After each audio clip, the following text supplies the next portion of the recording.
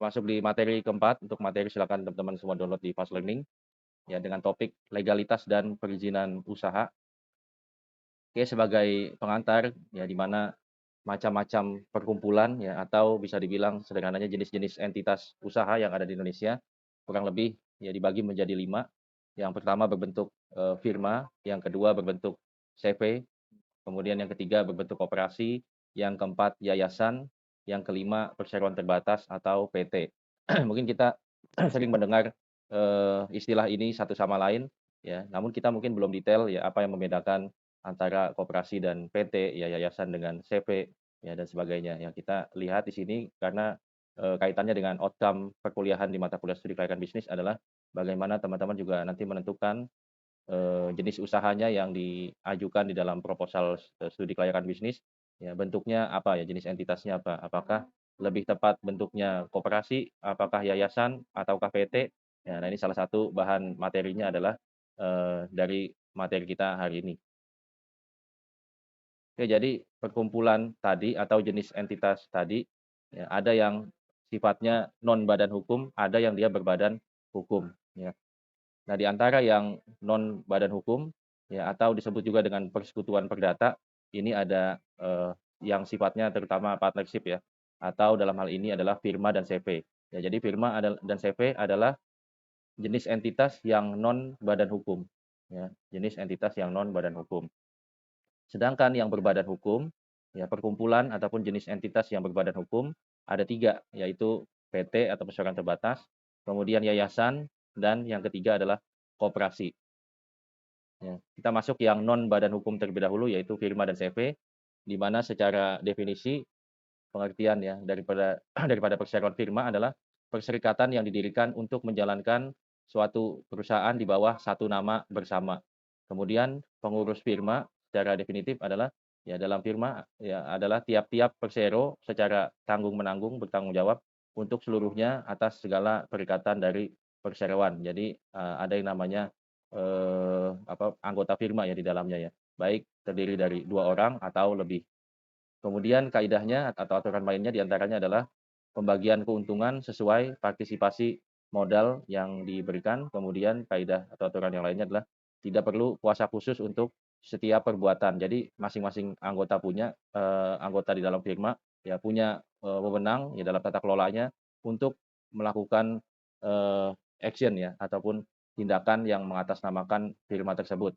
Ya contoh misalkan seperti untuk mendapatkan pendanaan dari bank atau dari pihak ketiga ya. Nah, ini tidak perlu ada kuasa khusus dari ya mayoritas atau dari, anggota anggota sebagaimana koperasi gitu ya. Jadi masing-masing, perseroan tadi, perorangan anggota firma tadi, ya bisa, melakukan perbuatan yang mewakili firma tersebut.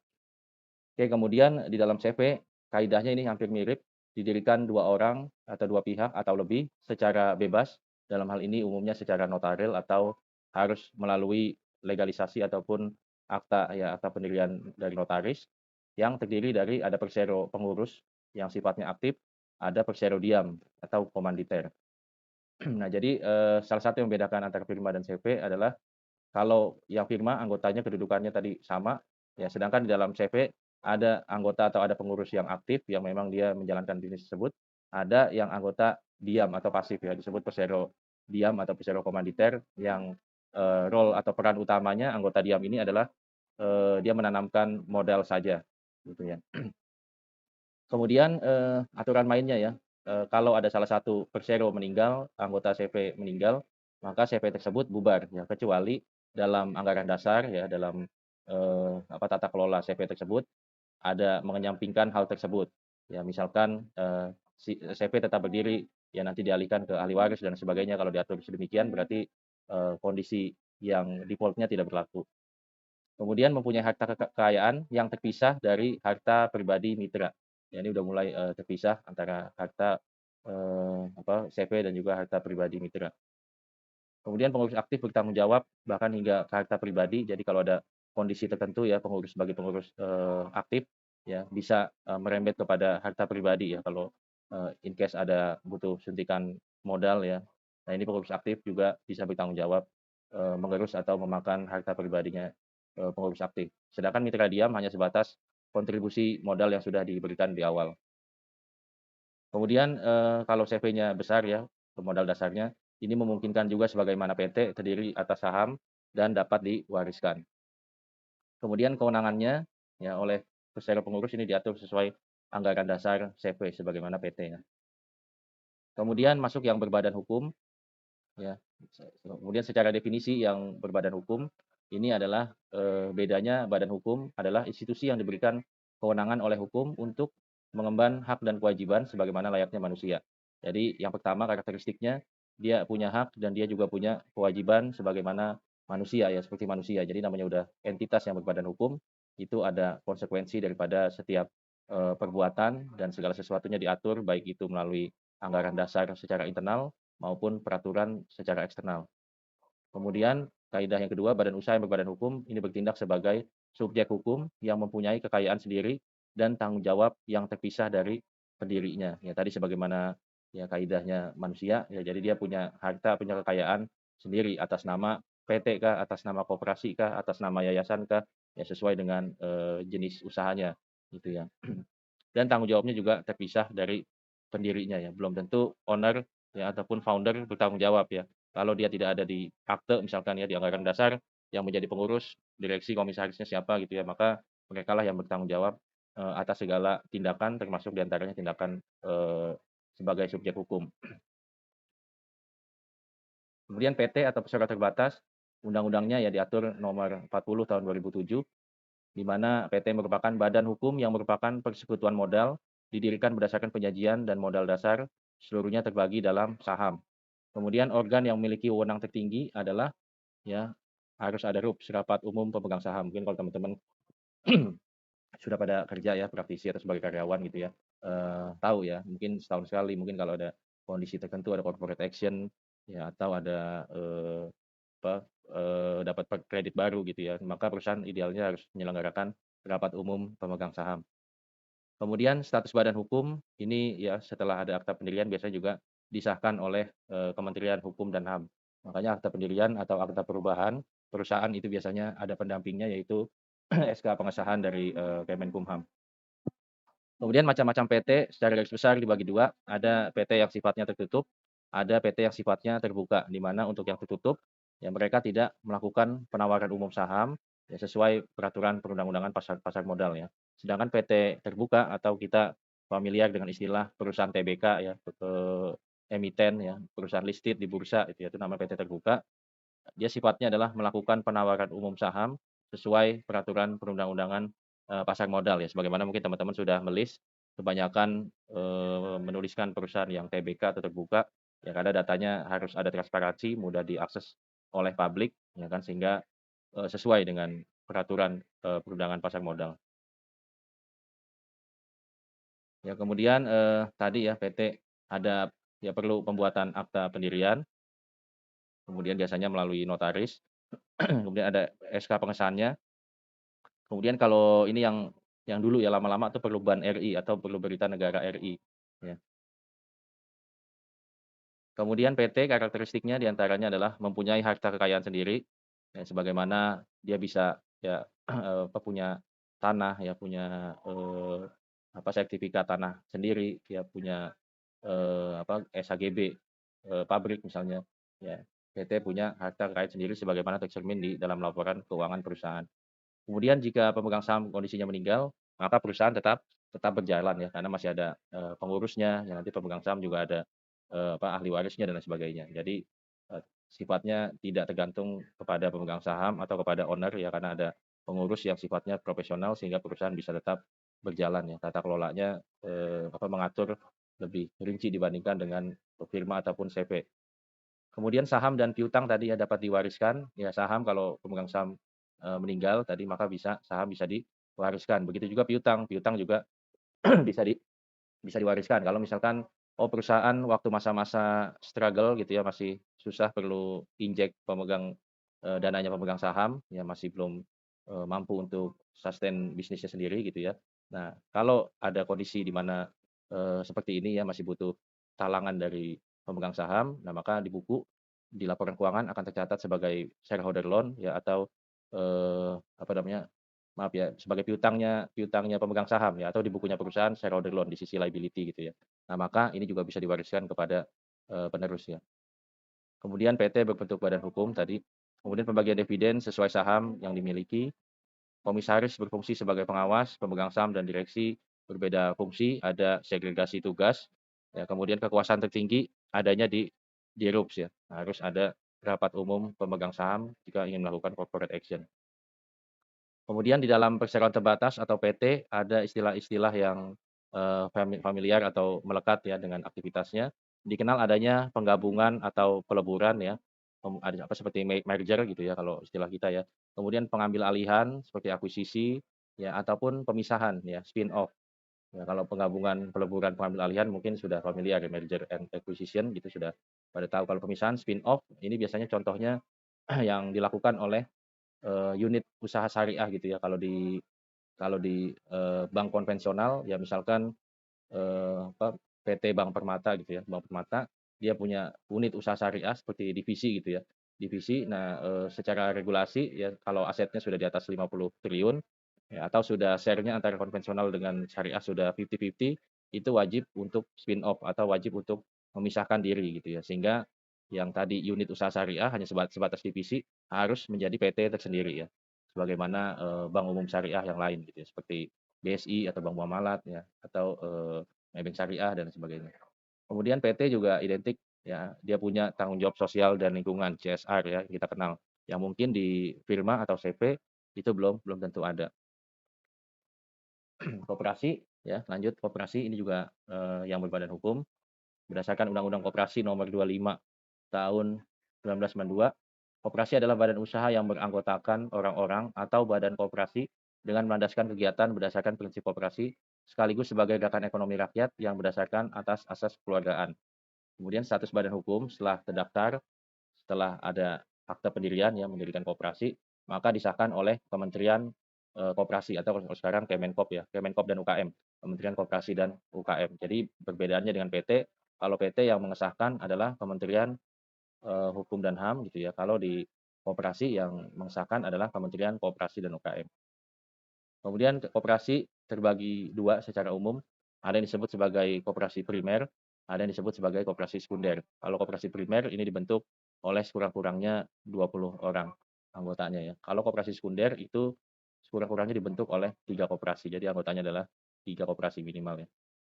Kemudian berdasarkan fungsi dan kebutuhannya, ini dibagi lagi ya, ada koperasi produsen atau disebut juga koperasi, produksi gitu ya. Kemudian, ada lagi koperasi konsumen atau juga ada yang menyebutnya koperasi konsumsi, ada yang menyebutnya koperasi, ada jenis lain ya, yang dibilang sebagai koperasi jasa dan ada koperasi simpan pinjam sesuai dengan, core bisnisnya ya. Kalau produsen biasanya, koperasi-koperasi produktif yang dia, apa namanya, memproduksi barang atau jasa gitu ya, lebih kepada ini ya. Kalau yang contoh yang sering adalah Eee, produksi perkebunan ya, perkebunan. Entah dia produksi, perkebunan kelapa sawit ya, itu koperasi bisa ya, ataupun juga, komoditas tebu, itu juga banyak koperasi-koperasi. Ya kalau konsumen atau jasa biasanya ada trading ya, ada yang jual ya, entah sembako, kebutuhan pokok, ya dan lain sebagainya. Kemudian simpan pinjam, ya ini, banyak ya, apa namanya, menghimpun ya simpanan dari anggota, kemudian disalurkan lagi kepada, anggota yang lain atau kepada nasabah. Entitas lainnya yang berbadan hukum juga adalah yayasan, ya, yang di mana badan hukum yang terdiri dari kekayaan yang dipisahkan dan diperuntukkan untuk mencapai tujuan tertentu. Nah, ini perlu digarisbawahi adalah di bidang sosial, keagamaan, dan kemanusiaan dan dia tidak mempunyai anggota. Yang ada hanya, pengurus dan pengawas yayasan. Kemudian status badan hukum setelah terdaftar dan, terdaftar ini disahkan oleh sama seperti PT ya, Kementerian Hukum dan HAM.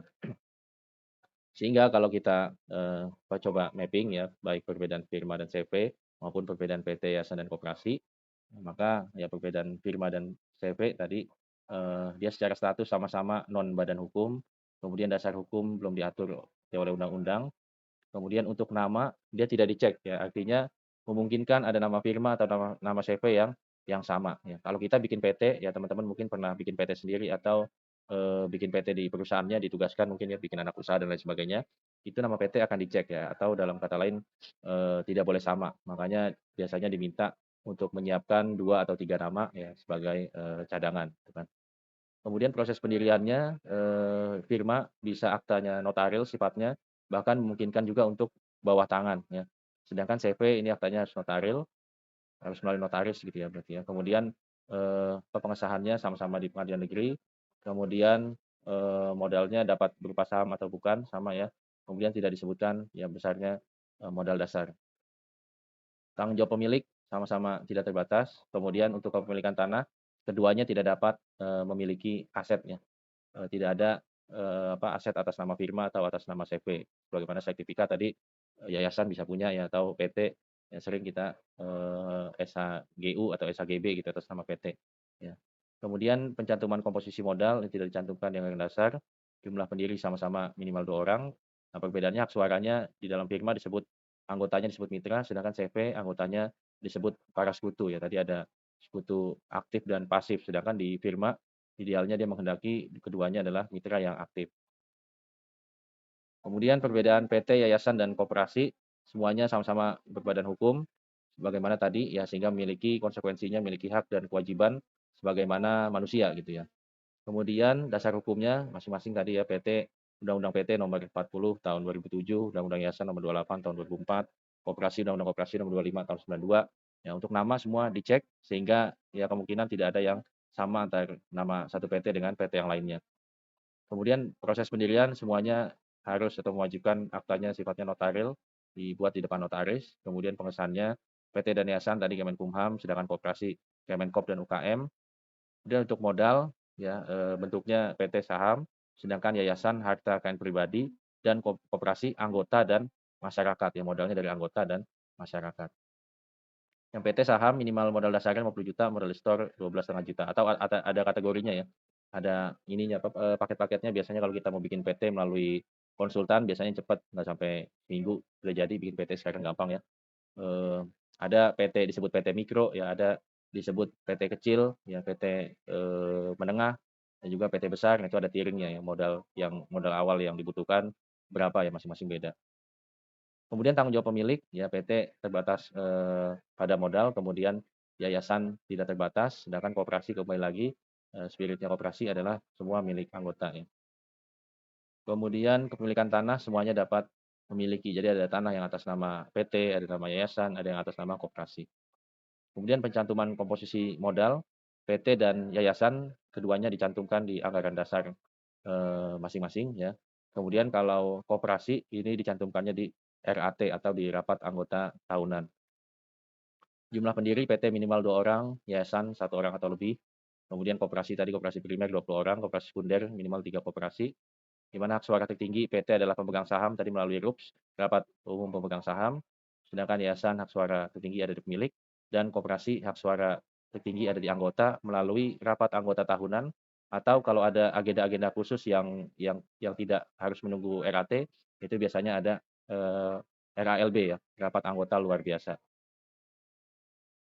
Kemudian perizinan inti yang harus dimiliki perusahaan di antaranya ini kita sering dengar ya ada izin gangguan atau izin HO gitu ya, atau, SIUP, TDP yang sekarang sudah bertransformasi jadi NIB, NPWP ya karena, terkait dengan, mendorong iklim investasi di Indonesia, ya sehingga daftarnya melalui platform OSS dan lain sebagainya ini juga sudah mulai banyak, perubahan. Kemudian usaha-usaha yang khususnya yang terkait dengan project base gitu ya, ya paling tidak punya AMDAL, kemudian ada izin usaha jasa konstruksi, izin usaha industri, ya tanda daftar industri, tanda pengenal importir, ya atau perizinan untuk menjalankan profesi ya. Advokat dia punya izin untuk menjalankan profesinya, begitu juga dokter, begitu juga notaris, begitu juga dosen harus punya nomor induk dosen, punya sertifikasi dosen ya, dan juga, perizinan profesi lainnya. Juga begitu juga dengan konsultan ya. Kemudian yang harus kita pahami adalah bahwasanya setiap industri ya yang nanti akan teman-teman buat di TB2 yaitu membuat kajian ringkas ya mengenai kajian, studi industri ya atau industri study, di mana setiap sektor usaha, setiap industri itu punya karakteristik sendiri baik dari bisnis modelnya ya maupun financial modelnya ya. kemudian aktivitas flowchart operasionalnya gitu ya, itu berbeda-beda ya antar antar sektor ya, antar industri. Ya termasuk legalitas usahanya ya, setiap industri, setiap sektor bisnis itu juga punya karakteristik legalitas usaha ya. Ya misalkan ini ada perdagangan, biasanya perdagangan besar terutama ya, izin usahanya di antaranya adalah yang sebelahnya ya, ada SIUP TDP, situ ada API importir, ya dan lain sebagainya ya. Kemudian kontraktor yang unik apa ya, SIUJK misalkan ya, jasa izin usaha apa, jasa kontraktor gitu ya. Kemudian dokumen asosiasi usaha dan juga legalitas proyek lainnya ya. Kemudian pendidikan ya biasanya ada izin-izin dari kementerian ya, Kementerian Pendidikan dan juga sertifikasi ya untuk akreditasi terutama ya. Begitu juga dengan rumah sakit. Ada sama ya, selain izin operasional, rumah sakit juga ada akreditasinya gitu. Kemudian perusahaan manufaktur ya lain lagi jenisnya gitu ya. Ada khusus. Begitu juga usahanya kalau SPBU atau SPBE, ya ini lebih rigid lagi, legalitas yang harus dipenuhi. Perkebunan beda lagi, ada IUP, izin usaha perkebunan, ya ada izin lokasi, ya kemudian ada kebunnya harus ada SHGU ya, misalkan jenis tanahnya, ya ada yang bentuknya SHGU kepemilikannya, ada yang bentuknya SHM, ya beda-beda. Kemudian kalau pabriknya mungkin SHGB, gitu ya. Harus ada AMDAL atau UKL-UPL, ya ini juga yang terkait dengan karakteristik industri perkebunan. Kemudian developer apalagi ya, butuh site plan, butuh IMB, ya mengenai surat keterangan PDAM-nya, ketersediaan listriknya, ya izin lokasi dari BPN, ya dan lain sebagainya. Pengangkutan kapal juga beda lagi ya, shipping company, ya izin-izinnya juga cukup rigid ya, ada SIUPAL ya yang membedakan ya, atau dokumen asosiasi usaha melalui asosiasinya namanya INSA, gitu kan. Kemudian Certificate of Nationality atau kalau kapal itu ada benderanya ya, bendera mana didaftarkan dan sebagainya. Certificate of Classification kapalnya, ya kemudian untuk overhaul atau perawatannya ini juga identik dengan jenis industri ini gitu ya. Kapan dia harus docking ya. Kemudian ya banyak juga perizinan mengenai sertifikasi keamanannya ya. Lanjut kalau pertambangan juga ya ada HO atau izin gangguannya, AMDAL-nya ada, ya kemudian izin lokasinya ya, rekomendasinya dari Pemda setempat, keterangan bebas kawasan dari hutan lindung, ya ini juga terkait dengan pertambangan ya. Kemudian pertambangan juga macam-macam ya, kalau kita breakdown lagi, ada yang dia eksplorasi, ya ada yang dia sebagai kontraktor, ada yang dia sebagai perdagangan ya. Jadi ada yang di hulu sampai ke hilir itu pertambangan, ada jenisnya lagi masing-masing ya, tapi secara umum seperti ini gitu ya.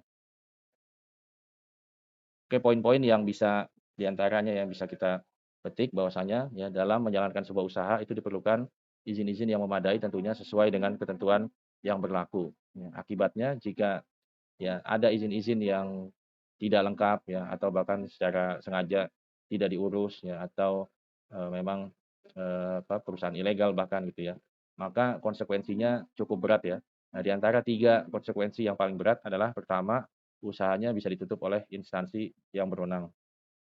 Ya, kemudian yang kedua, masyarakat setempat bisa menutup paksa ya, sebagaimana mungkin perusahaan ilegal tersebut ya sudah mengganggu ya, nggak ada izin lingkungannya, polusi misalkan ya. Kemudian nggak ada aktivitas CSR-nya misalnya. Nah, ini perusahaan-perusahaan yang nggak jelas itu ya bisa menimbulkan konflik sosial ya dengan masyarakat setempat, masyarakat adat ya, sehingga tidak menutup kemungkinan untuk masyarakat yang melakukan demo bahkan bisa menutup paksa ya usaha tersebut. Kemudian yang ketiga yang mungkin, kita masih jarang tahu ya bahwasanya kalau izin-izin tidak lengkap atau di perjalanannya ya, perusahaan mendapat kredit dari perbankan, tapi dia tidak mengupdate perizinannya ya atau, tidak lengkap ya, ada tapi tidak lengkap, ada yang kurang dan jika itu dinilai material dan memang tidak ada, itikat baik untuk diurus, maka status pinjamannya, status kreditnya bisa dinyatakan default ya atau bisa dinyatakan one prestasi atau langsung dikategorikan macet ya. Ini juga salah satu dampak besar akibat mungkin kita tidak aware atau bahkan dengan sengaja mengabaikan aspek legalitas usaha dalam bisnis kita.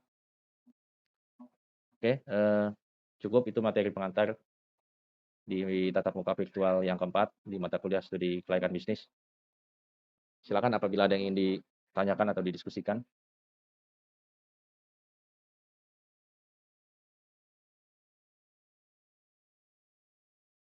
Puroto Eduh dan Ginda apa sudah ada? Tadi, Ada, Pak. Oh, ada dua-duanya ya. Oke. Kita absenkan ya. Silakan ada yang ditanyakan atau didiskusikan. Atau kira-kira ada dampak lainnya yang besar bisa ditimbulkan kalau kita abai akan aspek legalitas usaha. Yang lain ada yang mau share? Silakan. Halo Pak, Ya, Mas Andri. ini saya lagi di perusahaan yang lagi di ujung tanduk loh Pak. Saya mau bertanya Pak, kalau seandainya perusahaan pilot, karyawan bagaimana itu Pak? Hak karyawan ya kalau kondisi perusahaan Iya, pilot. pilot ya. Seharusnya pilot bukan bangkrut Pak. Iya, iya. Jadi Terus, ya memang ada runutannya tuh ya. Siapa yang harus diselesaikan dulu kewajibannya. Ya. Nah, karyawan termasuk di antara kewajiban yang harus diselesaikan dulu oleh perusahaan kalau terjadi pilot gitu ya. Kan pasti kan banyak pihak-pihak yang terkait ya, stakeholder-nya banyak ya, pemangku kepentingannya banyak. Ya, supplier harus dibayar, karyawan harus dibayar pesangonnya misalnya. Kemudian siapa lagi yang ini ya, bank juga yang kasih pinjaman perlu dibayar, ya. Pemegang saham juga perlu balik modalnya gitu ya. Nah, itu ada runutannya dan karyawan, pajak juga termasuk ya, pajak juga yang harus dibayar. Nah, di antara yang awal harus diselesaikan adalah dengan karyawan gitu ya, karyawan. Kemudian untuk bank juga nanti dilihat tuh biasanya kalau ada beberapa misalkan banknya banyak ya, nah maka dilihat yang loan-nya senior ya, yang mana gitu. Ada senior debt yang mana, yang paling senior maka harus dibayar dulu. Atau gampangnya bahasanya yang ngasih utang duluan ya, atau dalam perjanjiannya dia menyatakan saya sebagai kreditur senior, nah maka itu yang harus diselesaikan terlebih dahulu. Tapi karyawan ya idealnya di mana-mana sih harus diselesaikan dulu ya untuk kewajiban kepada karyawan. Paling baik itu Pak. Mas Andri. Ada pengalaman Mas Andri? Ini lagi di ujung tanduk Pak, perusahaan saya juga sekarang lagi udah gajian Oh, 4 bulan Pak. bidang usahanya apa Mas Andri? Kontraktor Pak, Kontraktor apa? Totalindo Pak, kode sahamnya Tops Pak. Totalindo Eka Iya, Persada ya? iya Pak, tahu Pak. Oh, tahu lah Mas Andri. Iya, Kalau iya. gini Pak, kalau nilai asetnya tidak mencukupi untuk membayar segala ya, karyawan, utang dan pajak, begitu bagaimana? Kalau nilai asetnya kurang Pak. Ya mau gimana lagi Mas Andri ya? Sabar-sabar lah kalau asetnya kurang ya. Berarti itu kayak mana ya Pak? Berarti kayak dimusnahkan aja utangnya gitu Pak. Ya hak tagihnya sih ada ya, masih bisa gitu hak tagih. Ya tapi nanti perlakuannya itu banyak lagi ininya ya jenis-jenisnya. Jadi misalkan dari siapa ya pihak yang menagihnya, supplier ya atau bank gitu misalkan ya.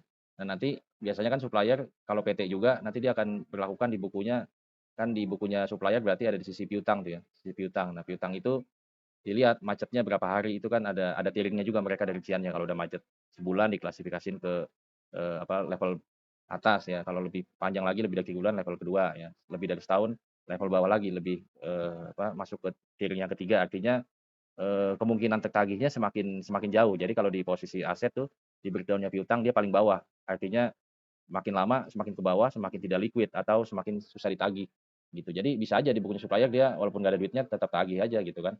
Di bukunya karena masih masih ada di bukunya supplier ya, dia nggak mau tahu walaupun nggak ada asetnya, ya nanti bayar pakai apa gitu tetap ditagih terus gitu kan. Atau kalau ada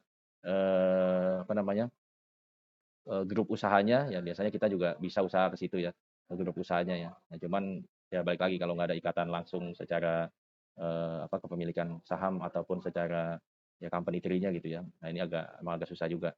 Ya, kemudian sama tuh bank juga gitu ya. Nanti macetnya berapa lama nanti ada tiringnya piutangnya tetap punya hak tagih gitu kan walaupun nagihnya susah ya kalau udah nggak ada jaminannya udah habis gimana lagi ya. Nah, paling nanti kalau udah kelamaan banget yang udah kemungkinan sangat kecil ya untuk di ini, maka biasanya perusahaan supplier ataupun bank ataupun kreditur lainnya dia akan hapus buku ya untuk ya udah ikhlasin aja maksudnya.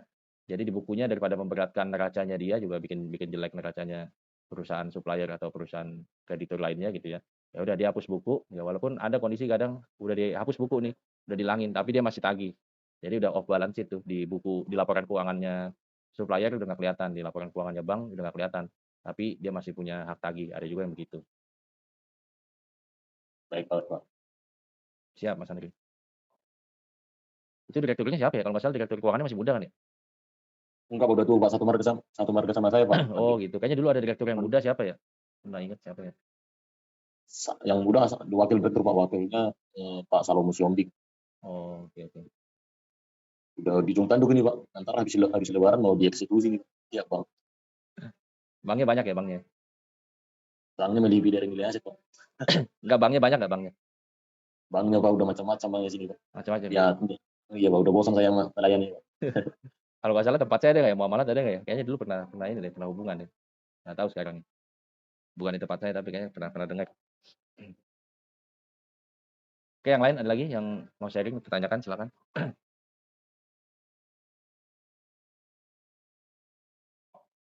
Cukup?